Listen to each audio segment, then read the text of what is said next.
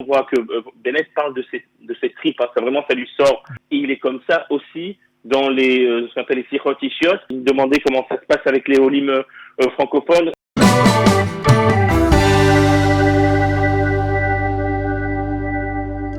Maître Yom Tov Kalfon, bonjour Boker Tov. Boker Tov Daniel. Merci d'être avec nous ce matin. Nous avons sollicité pour parler d'un homme qui s'est distingué hier à la tribune de la Knesset. Il y avait plusieurs intervenants, dont le Premier ministre Binyamin Netanyahou, qui lui aussi est un orateur, on va dire, de réputation internationale. Mais on a vu hier un Naftali Bennett extrêmement en colère, fustiger les ministres du gouvernement, de ce gouvernement dans lequel il ne siège pas, à propos de la gestion de la crise du coronavirus. Il a été très cinglant envers les ministres en les accusant de n'avoir rien fait depuis 80 jours depuis la formation du gouvernement. Il les a même accusés de laisser, on va dire, une partie du peuple mourir dans sa détresse sociale. Quelle mouche a piqué Naftali Bennett, à votre avis, Yom Tov? Non, aucune mouche l'a piqué. Enfin, ça fait déjà plusieurs semaines et plusieurs mois, déjà lorsqu'il était membre du gouvernement, que Naftali Bennett, depuis que cette crise du corona a commencé, comprendre des choses qu'apparemment, de manière un peu étonnante, d'autres membres, d'autres dirigeants politiques ont du mal à comprendre. C'est que c'est une réelle crise, qu'il faut agir vite, et que si on n'agit pas vite et de manière efficace, le pays, les gens vont être atteints, alors d'un point de vue sanitaire évidemment, mais aussi d'un point de vue économique. Et je pense que oui, Naftali Bennett a raison de dire que les gens meurent. Vous savez, lorsqu'une personne perd son travail, dans certaines familles, c'est le père et la mère qui perdent le travail. Lorsque l'enfant, et Naftali Bennett hier a évoqué notamment des associations qui aident les enfants handicapés, qui sont sans budget depuis des mois. Alors oui, il y a aussi cette image de la mort, dans certains cas, elle est même concrète. Et il faut... ce que dit Bennett, c'est qu'il dit, je comprends pas, qu'est-ce que vous faites? Alors au début, on peut comprendre qu'il faut quelques jours pour se mettre en place. Là, il parle d'un gouvernement qui a prêté serment mi-mai, nous sommes en août, et enfin, ça ne marche pas. La prise de décision ne marche pas. On passe notre temps à lire des articles sur des tensions au sein du gouvernement, de lois qui sont déposées les uns contre les autres, Carole Lavanne contre Netanyahou, droite contre gauche. On s'occupe d'autre chose. Ce qu'a dit Bennett, il dit mais vous devriez travailler 24 heures sur 24, jour et nuit, y compris le Shabbat. Il a rappelé que lui, quand il était ministre de la Défense, mais qu'il est un homme religieux, il a dû aller travailler le Shabbat parce que c'est Pikuach Nefesh, c'est la vie des gens qui est en danger. Et ce qu'on attend d'un dirigeant politique, ce qu'on attend d'un ministre, c'est qu'il travaille totalement, surtout dans une période pareille, pour régler les problèmes, pour débloquer les budgets pour les associations des handicapés, pour débloquer les budgets pour les associations des enfants en périphérie, pour aider les indépendants à réouvrir leurs entreprises. Il faut en être conscient. Il y a quelque chose qui ne tourne pas rond avec le gouvernement. Et alors, pour les personnes qui ont vu la vidéo, on voit que Bennett parle de ses tripes. Hein, ça lui sort. Et je vous le disais aussi en aparté, Daniel. Moi, je me suis assis avec Bennett il y a quelques jours en face à face dans son bureau à la Knesset. Et il est comme ça aussi dans ce qu'on appelle les sichot ishiot. Il me demandait comment ça se passe avec les olim francophones, comment ils sont atteints, etc. On voit un homme qui comprend qu'on est dans une situation de crise et qui comprend que son job, en tant que politicien, c'est d'aider la population. Alors, et il a du mal avec le fait qu'apparemment, au gouvernement, on n'a pas encore compris cela. Alors, effectivement, on peut dire que effectivement son discours pouvait effectivement sortir des tripes, mais si Naftali Bennett avait voulu endosser des responsabilités, faire bouger les choses véritablement, eh bien, il lui aurait suffi de rentrer à l'intérieur du gouvernement avec un poste de ministre, même un ministère quelconque. Or, finalement, il a choisi l'opposition d'une certaine manière, et c'est facile la critique vue des bancs de l'opposition. Je ne sais pas à partir de quelles données vous nous dites qu'il a choisi l'opposition. Naftali Bennett n'a pas choisi l'opposition. C'est Benjamin Netanyahou, le Premier ministre, qui a choisi de laisser Naftali Bennett dans l'opposition. Je rappelle que Naftali Bennett était membre des précédents gouvernements en 2013, en 2015.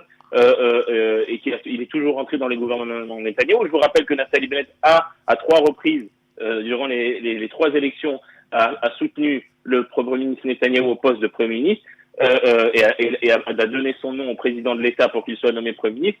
Ce qui s'est passé, c'est que Naftali Bennett n'a eu que 6 mandats, que Netanyahou a préféré faire un gouvernement d'union nationale avec Gantz, et n'a pas jugé bon, en tout cas, que Naftali Bennett soit dans son gouvernement. Je rappelle que Naftali Bennett avait demandé le poste de ministre de la Santé, qui n'est pas un poste, en tout cas en termes de mandat, ce n'est pas le ministre de la Défense, ce n'est pas le ministre des Finances, c'est pas un poste, c'est un poste qu'avec 6 mandats, dans le calcul de politique, il aurait dû le recevoir. Je rappelle que par exemple le ministre Litzman par le passé était ministre de la Santé avec 7 mandats.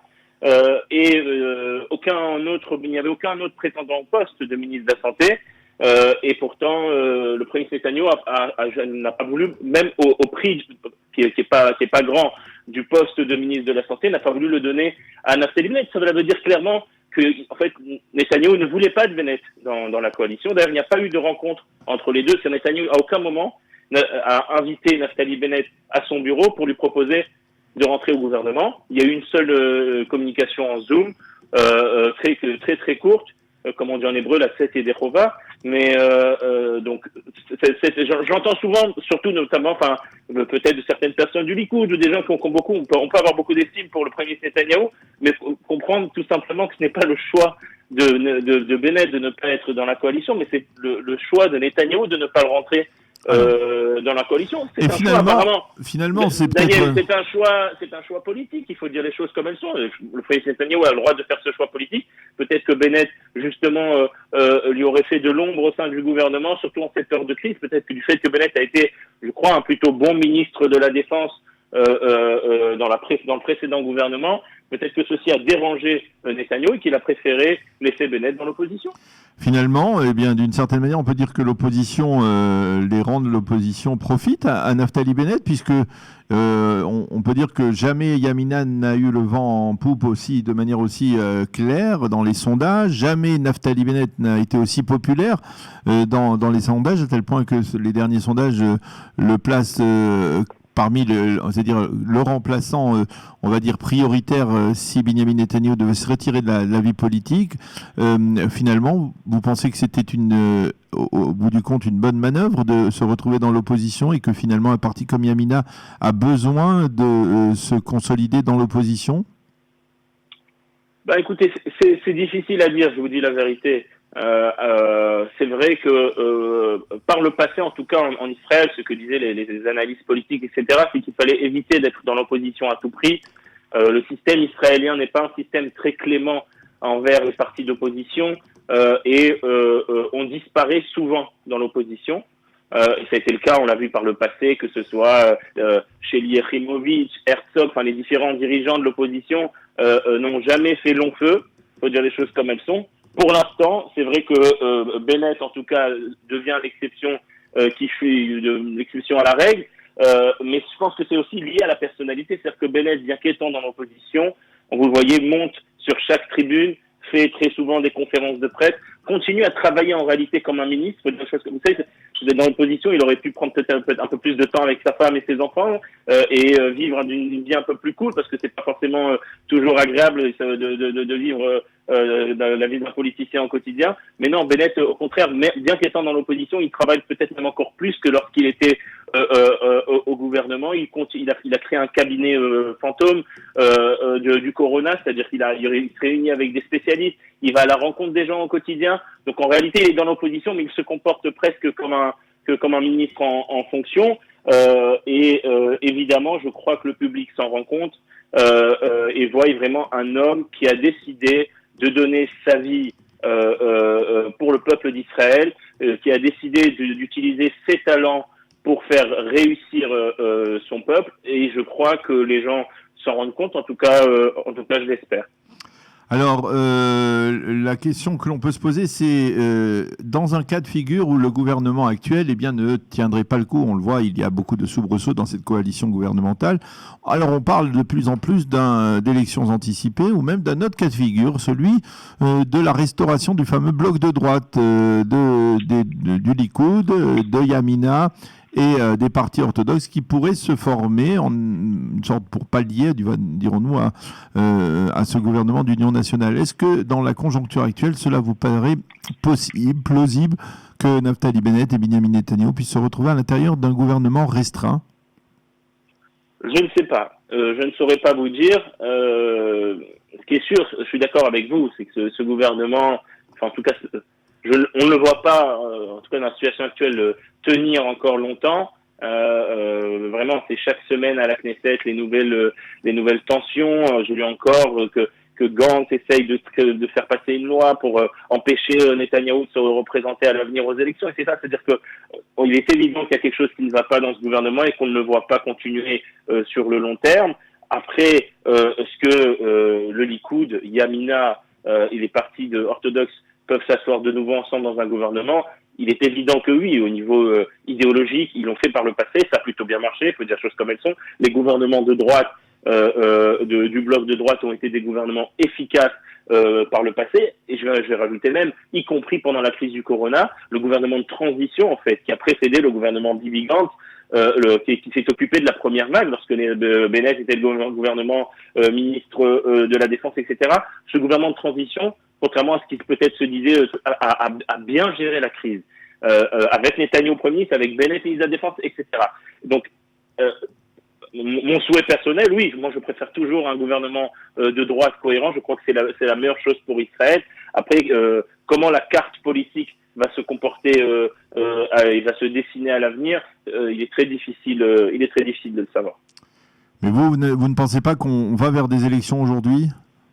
Parce qu'il reste peut-être moins de 2 semaines avant, enfin plus de 2 semaines avant la fin, le délai imposé par le budget de l'État. Personne ne semble faire de compromis pour l'instant et on a le sentiment que si aucun compromis n'intervient, eh bien on va vers la dissolution du Parlement. Bah, écoutez, je suis d'accord avec vous sur ce point. C'est ce que je disais tout à l'heure. L'ambiance au sein de cette coalition, c'est vraiment une ambiance préélectorale.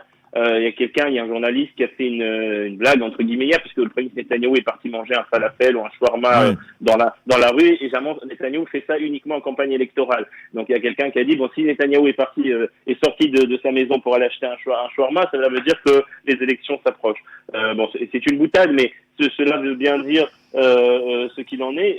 Oui, il y a une ambiance préélectorale qui émane de la Knesset et de la coalition. Je ne suis pas sûr que ce soit une bonne chose, et c'est ce que disait d'ailleurs Bennett, en pleine crise. On a déjà assez de problèmes sur le dos comme ça, de ramener les citoyens aux urnes en pleine crise, ce n'est pas forcément une bonne chose. D'un autre côté, si vraiment ce gouvernement continue dans son impotence et son inefficacité, alors oui, peut-être qu'il vaudrait mieux le changer au plus vite.